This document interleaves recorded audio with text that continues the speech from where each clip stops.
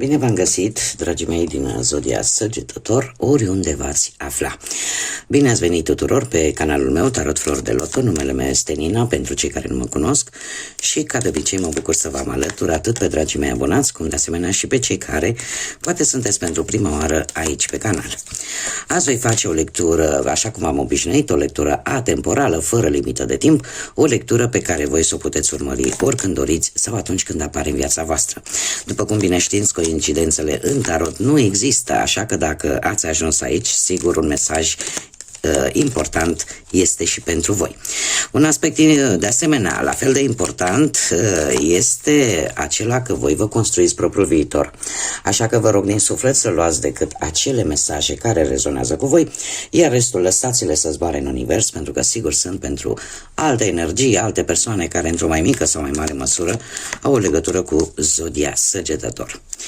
Desigur, dacă nu veți rezona cu această lectură, puteți viziona celelalte zodii care pot reprezenta pentru voi poate ascendentul, luna, Venus sau oricare altă planetă importantă pentru voi din harta voastră astrală.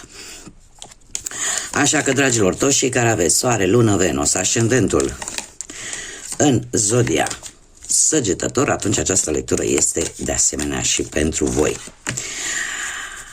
Și haideți să vedem care este situația actuală la modul general cu acest minunat oracol al ceștii de cafea. Și avem mireasa, broasca țestoasă și florile. Dragilor, se pare că într-un trecut nu foarte îndepărtat v-ați luat un angajament. Acum poate să fie un angajament relaționat cu dragostea, poate ați fost ceruți în căsătorie sau poate ați cerut pe cineva, poate ați planificat, nu știu, o nuntă, o căsătorie, o logodnă, sau poate pur și simplu ați primit o propunere pozitivă pentru voi, la modul general, și aici mă refer la orice aspect al vieții. A fost o propunere destul de pozitivă, cum am mai spus, pentru voi, în care voi v-ați luat un angajament. În prezent avem țestoasa, care ne vorbește în același timp de protecție, cum ne vorbește și de faptul că o anumită situație, posibil sau nu să fie legată de această propunere, să se dezvolte un pic mai lent, da, și nu atât de rapid pe cât vă doriți voi, dar lent și sigur. Țestoasa este acea carte care îmi vorbește despre, mai ales pentru alții dintre voi, de a nu grăbi lucrurile, de a lua un pic mai încet, de a fi un pic mai domoli. De ce? Pentru că e posibil, nu știu, poate și în jurul vostru să aveți anumite persoane care simțiți așa că vă cam consumă timpul sau vă cam consumă energia și poate din această cauză vreți să grăbiți un pic lucrurile, dar cel puțin această carte îmi spune că trebuie să fiți prudenți, sunteți protejați, dar lăsați lucrurile să meargă cumva în ritmul lor și să nu-l grăbiți. De multe ori graba strică treaba. Într-un viitor apropiat avem florile, care ne vorbește de în mare parte de partea asta vieții sentimentale.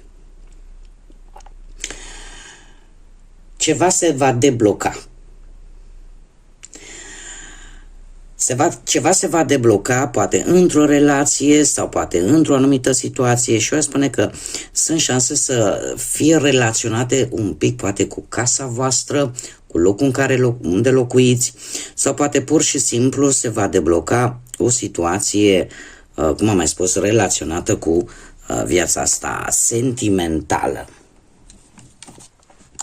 Haideți să vedem ce ne spune și tarotul și să vedem ce vine pentru dragii mei din Săgetător în viața profesională în următoarea perioadă.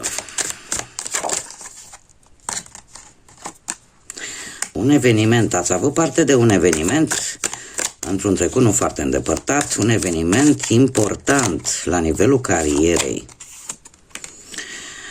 La nivelul carierei ați celebrat ceva, o reușită profesională cu acest 4 de bâte. Eu aș spune că ori ți-ai îndeplinit vreun obiectiv, ori ai îmbunătățit ceva, poate au apărut ceva îmbunătățiri, poate la locul de muncă, sau poate ai reușit într-un final să găsești ceva de muncă, cumva a trecut o situație destul de grea din punctul ăsta de vedere al carierei, al profesiei pentru voi. În prezent avem 2 de bâte care îmi vorbește de o situație în care poate va trebui să faci o călătorie pentru a face o specializare.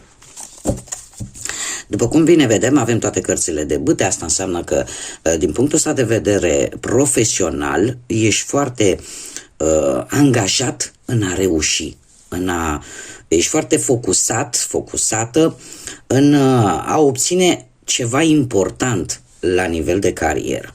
Cum am mai spus, acest 2 de bâte în prezent se pare că ești dispus să ieși din zona de confort, ești dispus să îți asumi anumite riscuri și să vezi cumva lumea exterioară. De asemenea, acest 2 de bâte mai vorbește de acea dorință a ta de a câștiga, să zicem, niște bănuți, de a face o muncă care ție să-ți placă, care ție să îți aducă acea satisfacție. Da? Într-un viitor apropiat avem un cavaler de bâte, care îmi spune că vin schimbări majore și că majoritatea dintre ele vor fi pozitive. Cumva cei care ați reușit să vă găsiți un job, va fi un job care va avea o activitate un pic diferită față de ce ați făcut până în prezent. De asemenea, cavalerul de bâte îmi spune că e posibil ca acest nou job sau poate acțiunea la actualul job să, cum să zic eu, să ceară din partea voastră un efort fizic mai mare, dar nu neapărat un efort mental. Acum depinde e posibil pe planul ăsta profesional să aveți și un rival dintr-o zodie de foc, posibil ca și voi, și care să încerce să vă cam pună bețe în roate, dar voi sunteți hotărâți, da? Să mergeți mai departe. Haideți să vedem pe plan financiar. Pe plan financiar, un 10 de spade. Într-un trecut nu foarte îndepărtat, ați avut o dezamăgire, ați avut o pierdere de bănuți, tocmai pentru că ați avut încredere într-o persoană care v-a dezamăgit profund. A fost o persoană căreia voi i-ați acordat o încredere destul de mare și, din păcate, v-a cam dezamăgit. Pe planul ăsta financiar, cumva, nu știu, ori ați luat bani, ori ați dat bani cu împrumut la cineva. S-a pierdut o sumă de bani care pe voi v-a afectat profund. În prezent avem un 6 de spade care îmi spune că ești hotărât să lași în urmă persoane, situații relaționate cu banii și să-ți cauți norocul către alte zări cu acest 6 de spade. Alții, de exemplu, o să vă luptați poate pentru acești, sau ați decis să vă luptați pentru recuperarea acestor bani și sunt șanse, aș spune, să recuperați ceva. Într-un viitor apropiat avem Marea Preoteasă. Marea Preoteasă care vine și cu un sfat relaționat cu această situație, și anume acela de a spune decât lucrurile care trebuie știute și nu mai mult. E o lecție pe care poate mulți dintre voi ați deprins-o din această situație nefastă pentru voi, din păcate, în care ți-ai dat seama că sunt lucruri care nu se spun și sunt lucruri care trebuie să le ții mai mult pentru tine. Marea Preoteasă pe partea asta a banilor îmi spune că totuși trebuie în continuare să obții informații, chiar dacă ești dispus să încerci poate în alt loc, să încerci să lași în urmă, totuși e un avertisment, e și un sfat și un avertisment în același timp, acela de a nu avea încredere așa, din prima, în oricine. Pentru că, așa cum îmi place mie să spun, încrederea nu vine din fabrică, încrederea se câștigă. Și aici avem un avertisment, mare grijă la anumite oferte care vă vin relaționate cu banii. Pentru că e posibil să fie lucruri ascunse, să fie lucruri care să nu vi se spună și voi ar trebui să obțineți mai multe informații. Mergem mai departe și haideți să vedem pe planul ăsta amoros, să vedem pe plan amoros.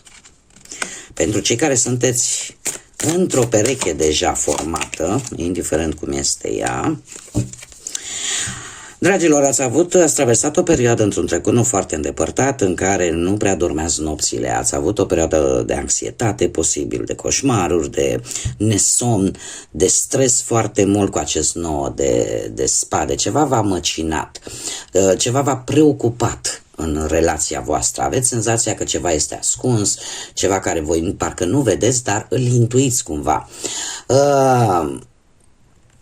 Cam același lucru s-ar aplica și aici, da, cu încrederea. Nu știu dacă persoana voastră de interes are legătură cu zodiile de aer, mai precis Gemeni, Balanță sau Vărsător. Cert este că în prezent, ori această persoană pur și simplu se menține, poate perechea voastră, se menține, cum să spun eu, într-un mod foarte direct sau spune lucrurile într-un mod foarte direct. Ori există o persoană care cumva s-a interpus în relația voastră și care a influențat posibil relația în bine sau în rău, mare atenție, sau poate pur și simplu voi împrumutați cumva caracteristicile acestei regine de spade și sunteți în acest moment un pic mai impulsivi, un pic mai direcți atunci când aveți un dialog și parcă nu mai aveți încredere să vă scoateți la suprafață adevăratele voastre sentimente. Totuși, trebuie să vă spun că în următoarea perioadă avem îndrăgostiții, veți fi puși în situația de a lua o decizie importantă pentru voi și pentru relația voastră. Și o decizie pe care eu aș spune că veți fi tentați să o luați influențați de ceea ce simțiți și nu neapărat de ceea ce vă spune raționalul, mentalul. Dar va fi o decizie pe care voi o veți lua cu inima, cu sufletul și eu aș zice că e posibil să fiți dispuși să faceți un compromis important. Da, cumva veți reuși să găsiți acea punte de comunicare în relație. Acum, faptul că voi sunteți foarte anxioși, foarte supărați, foarte stresați, poate să fie și din cauza acestei persoane. Da? Poate pentru că își ascunde sentimentele, poate perechea voastră se întâmplă ceva acolo și nu spune exact cam care este problema, iar asta pentru voi a ridicat niște semnale de alarmă. Haideți să vedem pentru cei care sunteți singuri, indiferent cauza singurătății voastre, că este poate din păcate în urma văduviei, că este poate în urma unui divorț sau a unei despărțiri, sau pur și simplu nu ați reușit să vă găsiți jumătatea. Haideți să vedem pentru voi, dragilor, avem un 4 de cupe. Un 4 de cupe într-un trecut nu foarte îndepărtat. Cei care sunteți singuri, aș spune că ai traversat o perioadă în care ai vrut să te eliberezi de ceva din trecutul tău, ceva care are legătură cu viața ta sentimentală și ți-ai luat timpul necesar pentru poate a vindeca sau pentru a reuși cumva să ajungi la limita aia de plutire. În prezent avem un 5 de spade. Dragilor, în prezent se pare că nu e un moment extraordinar de bun de a întâlni pe cineva. Și de ce spun acest lucru? Pentru că nu știu, ies și poate într-o stare, eu aș spune că ți-ai luat timpul necesar să încerci să vindeți, să încerci să lași deoparte, totuși există, chiar și acum, în sufletul tău acolo, izul ăsta poate al răzbunării sau izul ăsta de, dom'le, eu am dreptate. E cumva o luptă internă care se duce acolo în interiorul tău sau poate o luptă care se duce fățiș poate cu vreun cineva din viața voastră amoroasă, vreun fost sau vreo fostă, în care fiecare vrea să câștige ceva, în care fiecare consideră că el are dreptate și de aici apar aceste tensiuni și această dorință, ca să zic așa, un pic de răzbunare. Deci nu e tocmai un moment viabil, un moment bun pentru voi în a găsi pe cineva. Totuși, în următoarea perioadă, într-un viitor apropiat, acest cavaler de monede îmi spune că lucrurile, cumva, nu știu dacă zodiile de pământ vă spun ceva, Taur, Fecioară sau Capricorn, poate să vă spună, poate nu, dar avem aici un personaj care îmi spune că dacă vei schimba locul, dacă vei schimba, cum să spun eu, forma de a face lucrurile, de a căuta, sunt șanse mari să cunoști oameni noi. Sunt șanse mari să aduci ceva nou în viața ta sentimentală. Cum de asemenea, dacă vorbim de o persoană care să aibă legătură cu zodiile de pământ, așa cum v-am mai spus, ei bine, această persoană este o persoană foarte meticuloasă, care are foarte multă răbdare și care caută siguranță. O persoană destul de perfecționistă, ar spune, și o persoană care încearcă oarecum să onoreze un anumit compromis, o anumită promisiune. Dacă nu vorbim de o persoană și poate voi împrumutați caracteristicile acestui cavaler de monede, se pare că într-un viitor nu foarte îndepărtat, cam același lucru. Încercați să aveți mai multă răbdare, încercați să aveți un comportament mult mai responsabil și eu aș spune că încercați să, cum să spun, să lăsați un pic o anumită încăpățânare, o anumită ambiție, să o lăsați un pic în urmă, în așa fel încât lucrurile cumva să se așeze într-o anumită matcă, pentru că aici vedem o luptă foarte, foarte dură și aceea de a avea dreptate. Acum eu nu zic că poate mulți dintre voi aveți dreptate, fiecare cu situația pe care o are, dar că de multe ori se întâmplă să ne încăpățânăm atât de mult, chiar dacă știm că avem dreptate și ne lovim de un zid, la un moment dat trebuie să renunțăm, pentru că acele lovituri de acel zid nu ne vor ajuta cu absolut nimic.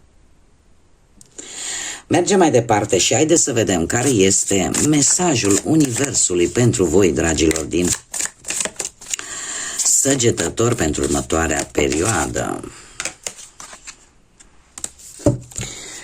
Ce mesaj are Universul pentru voi, dragii mei? Spune în felul următor: oportunitățile curând îți vor bate la ușă. Așa că începe deja să ștergi cu buretele, da? Acele facturi, pentru că ele vor fi plătite cu vârf și îndesat. După care ne spune că finanțele tale sunt pe cale să se schimbe.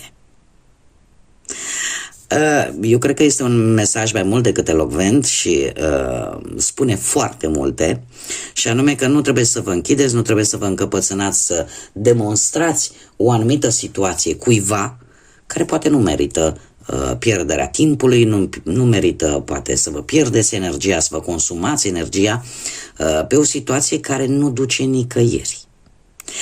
Și atunci acest mesaj în care ți se confirmă faptul că vin șanse, vin oportunități pentru voi, dragilor, așa că încercați cumva poate nu neapărat să ștergeți cu buretele, că e foarte dificil atunci când ești rănit și atunci când suferi într-o anumită situație care pentru tine este importantă, dar încearcă cumva ușor, ușor să dai la o parte toată această stare negativă din viața voastră, pentru că anumite facturi vor fi plătite cu vârf și îndesat. E ca și cum mai spune, lasă-l în voia sorții o anumită situație, o anumită relație, o anumită persoană, pentru că fiecare va primi ceea ce a semănat.